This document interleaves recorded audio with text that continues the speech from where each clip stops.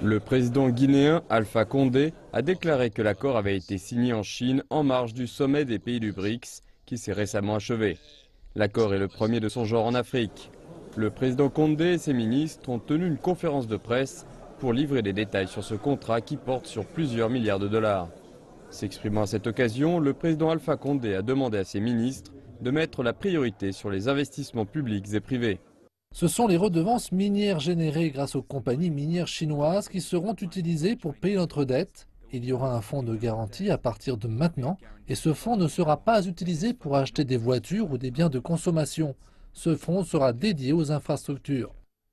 Lors des discussions concernant le programme de coopération stratégique entre les deux pays, l'attention a été portée sur l'aspect bilatéral. Le programme a permis de conclure un partenariat à long terme d'une valeur de 20 milliards de dollars. Dans le cadre de cet accord, la Guinée-Conakry mettra à la disposition des compagnies chinoises les ressources en bauxite qu'elles extrairont et exporteront en Chine. En échange, la Chine accordera à la Guinée un versement annuel de 1 à 1,5 milliard de dollars par an sur une période de 20 ans. Cela sera couvert par les opérations minières des compagnies chinoises et permettra à la Guinée de respecter les échéances régulières du remboursement de sa dette.